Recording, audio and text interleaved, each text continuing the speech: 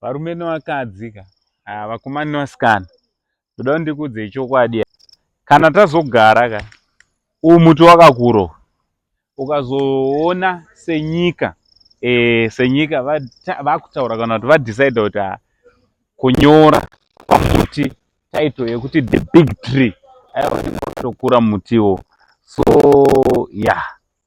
nhasi ndapasvikawo, tiri kuno kuVictoria Falls the big tree.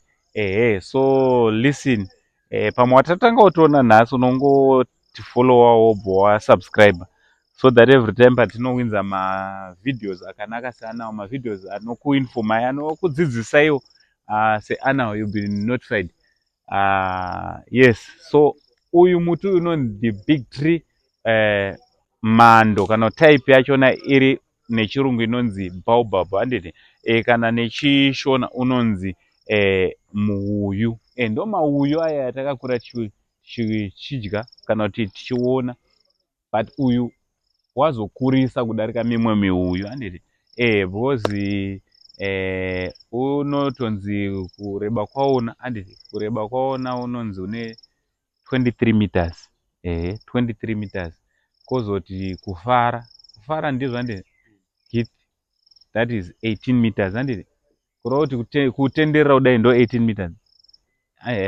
So age yaona muti unonzi une between 1000 years and 1500, handiti chiuru kana kuti chiuru nechidimbu ndo makore achona.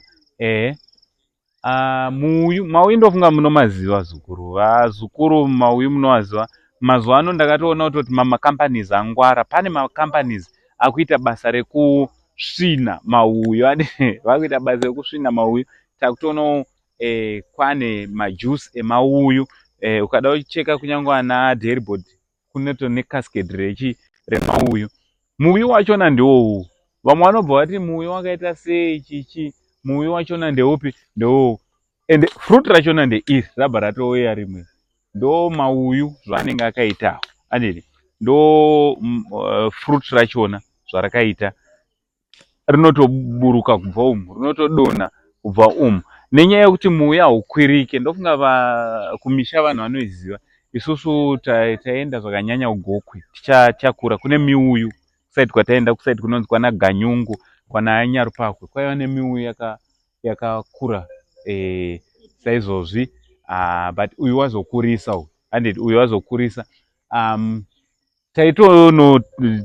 Taitononhonga mauyu iwawa, taitononhonga mauyu. So nchida kungokurudzirawo maZimbabweans kuti no, tofanira kuti tinge tiri tinoembrace our nature, tofanira kunge tiri tinochengetedza zvinhu zvakaita sezvizvi. Kana mune muuyu ungava mudiki uri kukura, ngatiichengetedzei kuitira kutiwo vana vedu nevana vevana vevana vedu vazoonawo sezvatatoita izvozvi.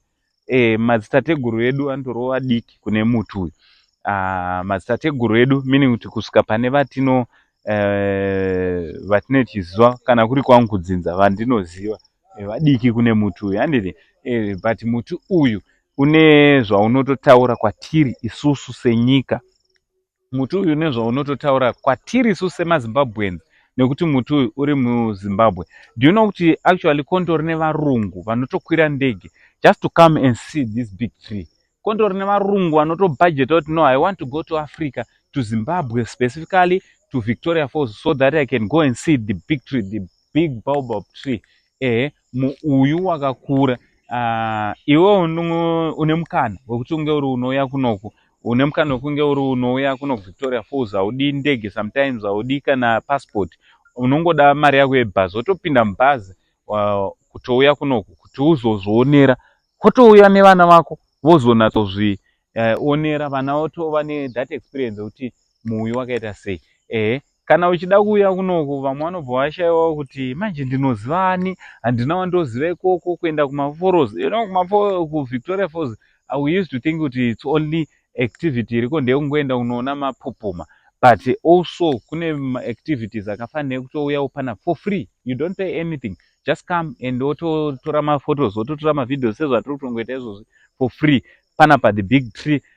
Woenda zvakare kunzvimbo dzakaita sana kune elephant ride, handiti ukatsvaga vanonzi ve-elephant ve-cheetah elephant experience wobva watonoonawo machita, wobva watoonawo maelephants.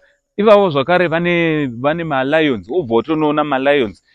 Wabva ipapo wobva wati ndoda kumboenda kunoona maforos haasi kungofamba chete uri kuenda zvakanaka, but kune another experience yekuti you can even ride a helicopter, a chopper. So what you do, pane company iyi iri panapa inonzi Chikopokopo helicopters.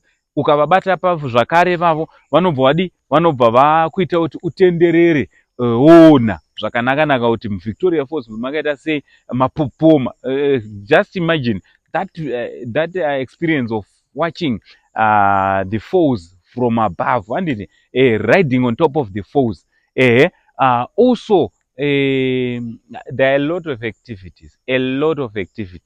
Wadaro kana kwavira sezvozvizvi, titobva panapa tirobva tatonorara mopani lodges, wobva zvobva zvatofamba zvakanaka. So guys, this is a lifetime experience. This is something that you need to experience. This is something that is priceless. So don't miss this chance yekuuya kunoku kuVictoria Falls. From Uncle saying, the only Zim uncle, Perinya Hansi uncle, ndezvako izvo.